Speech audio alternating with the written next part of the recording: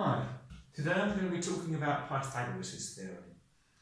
Okay, so let's start off with, what is it? Well, the short answer is, here it is. A squared plus b squared equals c squared. But for that to be useful, we need to know a couple of things. First of all, we need to know what a, b and c are. Well, they are the sides of a triangle. And not any triangle, it has to be a right angle triangle. Luckily, this triangle here is telling us it's right angled, so that's perfect. Now we need to work out which side is A, B and C. Well, the important one is C. C is always the longest side, so it's going to be the diagonal, the one opposite the right angle. So we can mark that as C. A and B, it doesn't really matter. So we can call that A and that one B. So what we're saying is, if we know what A is, we can square that, add it to whatever B is squared, and that's going to give us C squared. So if we want the answer to C, we would then take the square root. Now let's have a look at that with an example. Okay, so we've already got the lengths of two of the sides marked up for us. Well, let's try and add our A, B and C on here. So C is going to be the longer side, which is this one. So this is going to be our C. This can be our A, and this our B. Okay, as I said, A and B doesn't really matter as long as we've got C marked on. So we know that A squared plus B squared equals C squared. So let's substitute these values in. So we are going to have 18 squared plus 24 squared, and that's going to be equal to C, which is, well, at the moment it's x squared. Okay, well, if I grab my calculator, let's do it in parts. So 18 squared is 324. 24 squared is 576, and that's still equal to x squared. If we add these two together, we get 900. So that's equal to x squared. So if we want x on its own, we need to take the square root. So I'm going to flip the x onto this side and say x is the square root of 900. And then we can put the x is, so the square root of 900 is 30. And we need to remember to put our units back on. Okay. With this example, we had nice round numbers. So we've got a length of 18, a length of 24, and a length of 30 centimetres. Are we always going to have nice round numbers for our lengths? Well, not always. So let's have a look. We've got another right angle triangle for us here. And this is showing us that it doesn't matter where the right angle is. It could be on the left, it could be on the right, it could be at the top, it could be at the bottom, so long as we know it's a right angle. Okay, well, let's have a look at our measurements. So this side, we've got 17 centimetres. This side, we've got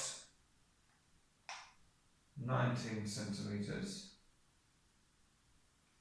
And this side down here, well, that's looking about 25.4 centimetres, I'd say. Well, let's test this. So we can use our formula again. So this is going to be our C, this is A, and this is B. So we're going to have A squared. So I'm going to write the formula out. A squared plus B squared equals C squared. So we're going to have 17 squared plus 19 squared is equal to c squared. Well, this time I'm going to do this all in one go on my calculator. If you've got a scientific calculator, then most of the time you're going to be able to do this in one go. So 17 squared plus 19 squared, that gives me 650. So that means that c is going to be the square root of that, which is 25 point, well, it's actually equal to 50 centimetres, which is close to that. I was just doing that with my ruler, but we can update that to 0.5. Okay. So our lengths don't have to be whole numbers. Sometimes we might have decimals in there. A special type of right angle triangle that it's useful to know is the 3-4-5 triangle. That's because with this one, if you do 3 squared plus 4 squared, well, 3 squared is 9, 4 squared is 16, add them together is 25, which is 5 squared. So you don't need to know this, but it's quite useful to know if you see 3 and 4 on a triangle, you know that the long side is going to be 5 without having to go through Pythagoras. As I say, you can always use your calculator, but it can be useful to know. Right, so we've looked at examples here where we knew the two short sides and we worked out the long side. Now what about if we've got the long side and one of the short sides? How can we work out the other short side? Well, it's the same idea, but we need to do a little bit of rearranging. So if we start by labelling these sides, so this is our long side, so it's going to be C.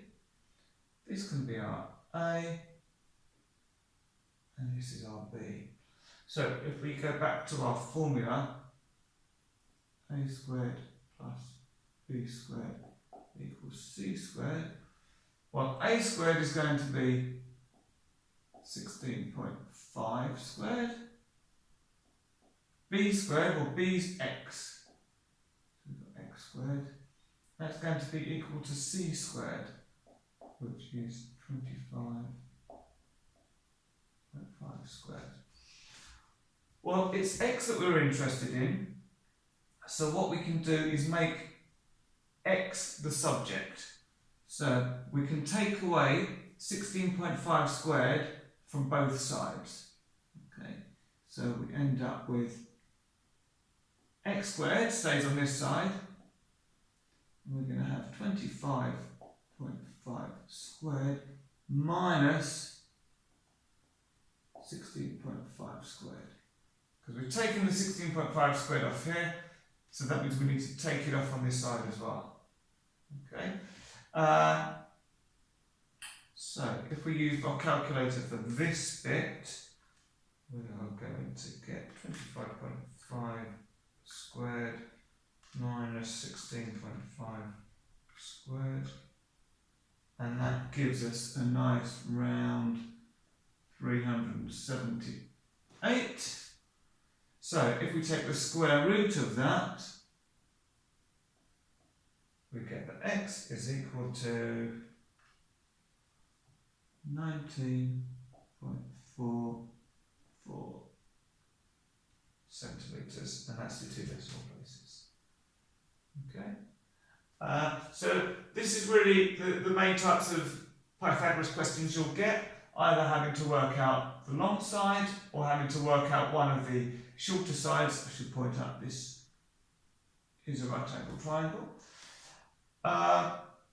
Another type of question they might ask is to prove that a triangle is right angled.